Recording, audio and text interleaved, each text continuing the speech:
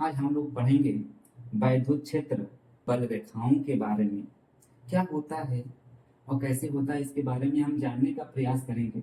मान लेते हैं कि कोई एक वैद्युत आवेश है और Q आवेश है, और इस आवेश के कारण यह इसके आवेश जो आवेश है प्लस आवेश, इसका एक कोई क्षेत्र है।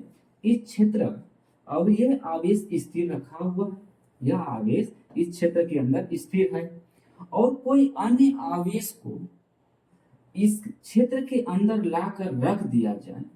यदि प्लस आवेश को लाकर रखेंगे तो एक दूसरे को प्रतिकर्षित करेंगे, यदि इसके जगह पर माइनस आवेश को रख देंगे तो एक दूसरे को आकर्षित करेंगे। और यही जो आकर्षण और प्रतिकर्षण का जो अनुभव होगा इस क्षेत्र के अंदर, उसी को हम वैद्युत क्षेत्र अथवा वैद्युत बल क्षेत्र कहते हैं।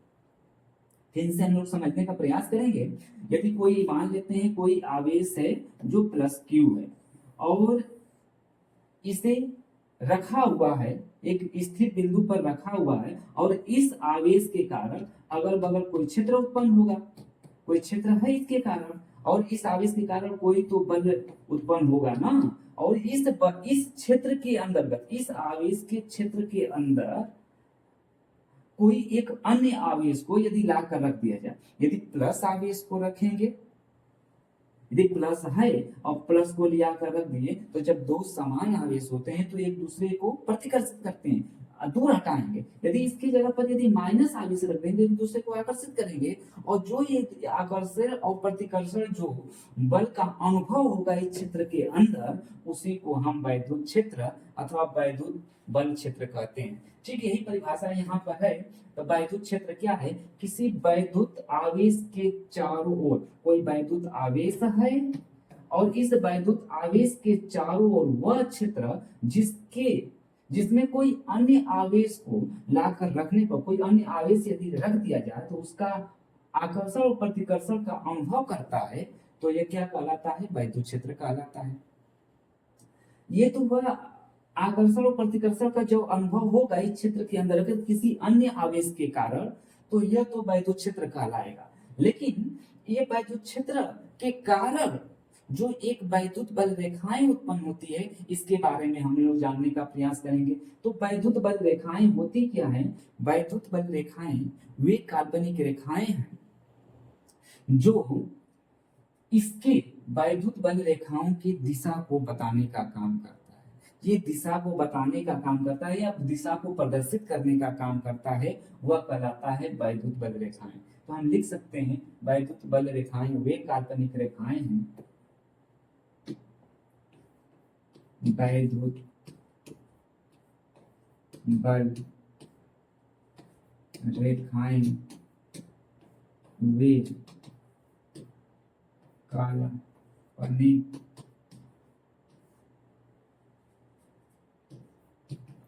रेखाएं हैं जो क्या करता है? वैद्युत क्षेत्र की दिशा को, जो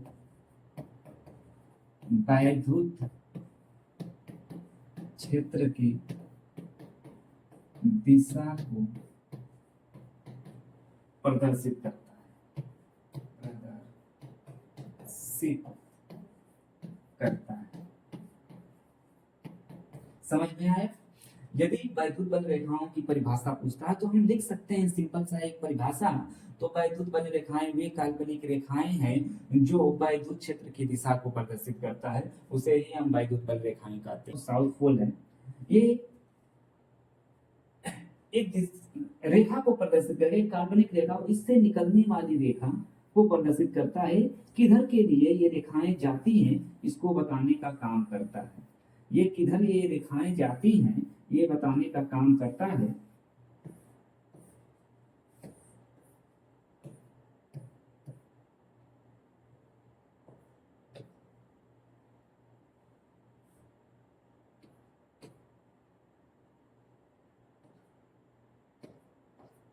ये बताने का काम करता है। तो नाभ से निकलती हैं और साउथ में जाकर मिलती हैं। ये बल रेखाएं ये जो हैं ये दिशा को बताने का काम करता है, किधर से किधर निकलती है इसे बताना। वैद्युत क्षेत्र में रखा आवेश चलने के लिए स्वतंत्र होगा, तो कब स्वतंत्र होगा? जब बल की दिशा में यदि बल इधर लग रहा है तो बल जिधर बल लगेगा उधर ही उसी दिशा में चलने का प्रयास करेगा। दूसरी बात करते हैं, यदि यदि बल लगातार बदलता रहे, यदि बल लगातार बदलता रहे तो आवेश की दिशा भी लगातार बदलती रहती है।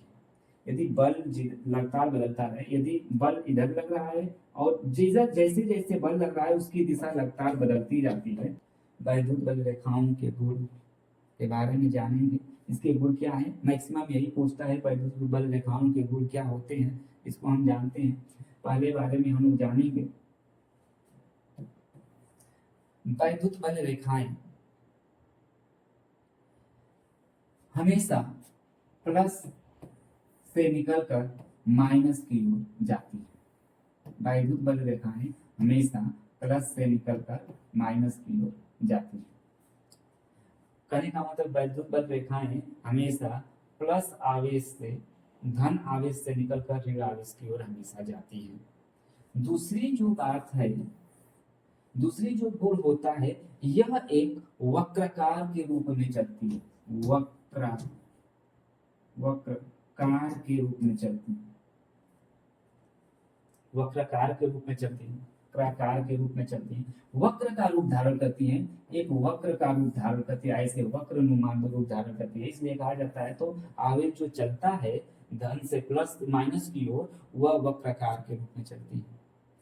तीसरी बात हम कहेंगे तो यह जो बल रेखाएं होती हैं एक दूसरे को कभी भी काटती नहीं है। ये जब ये प्लस है ये माइनस है, ये एक दूसरे को कभी काटेगी नहीं। जैसे निकलेगा ये कभी एक दूसरे को काटेगी नहीं, भले पास पास होगा लेकिन कभी भी एक दूसरे को काटेगी नहीं। जब ये बल रेखाएं जितना एक दूसरे के जब पास होती है तो उसकी वैद्युत बल बहुत अधिक होता है, जब दूर होती है तो वहां पर वैद्युत बल कम होता है। अगला पॉइंट था, तो जब पास पास होती हैं तो बल रेखाएं तो उसका वहां पर वैद्युत बल अधिक लगता है, और जब दूर दूर होती हैं तो वैद्युत बल कम लगता है।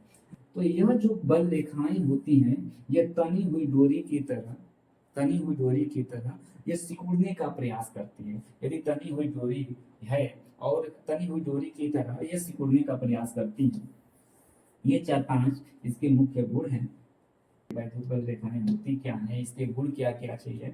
तो वैद्युत बल रेखाएं कभी भी एक दूसरे को काटती नहीं है, अर्थात जब भी नॉर्थ से निकलती हैं और साउथ की तरफ जाती हैं तो वह कभी भी एक दूसरे को काटती नहीं है। ये स्वतंत्र रूप से ये कभी भी एक दूसरे को काटती नहीं है। इसका एक गुण ये है, तो कभी वैद्युत बल रेखाएं एक दूसरे को कभी भी काटती नहीं, एक दूसरे को कभी भी क्रॉस नहीं करती। दूसरी पॉइंट ये है, तो वैद्युत बल रेखाएं जो होती हैं हमेशा नॉर्थ से निकलती है साउथ की ओर जाती है, अर्थात वैद्युत बल रेखाएं जो वैद्युत आवेश होते हैं, जो वैद्युत आवेश होते हैं वह धन से निकलकर ऋण की ओर जाती है। वैद्युत बल रेखाएं हमेशा धन से निकलकर ऋण की ओर जाती है। दूसरी हो गई। तीसरी पॉइंट यह है, तो यह हमेशा वक्रकार की तरह होती है। यह वक्राकार की तरह होती है। देखिए वक्र का रूप धारण करती है, वक्र का रूप धारण करती है, यह मतलब एक वक्र बना देता है, ये है। अगली बात हम करेंगे, तो दो बल रेखाएं,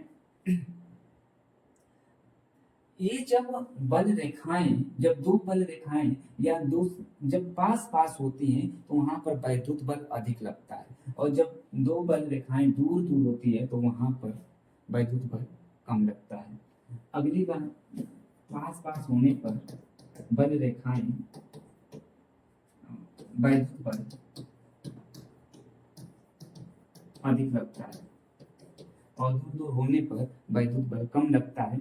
और अगली पॉइंट जो है वैद्युत बल रेखाएं तनी हुई डोरी की तरह सिकुड़ने का प्रयास करती है, तनी हुई डोरी की तरह सिकुड़ने का प्रयास करती हैं। ये इसके गुण थे।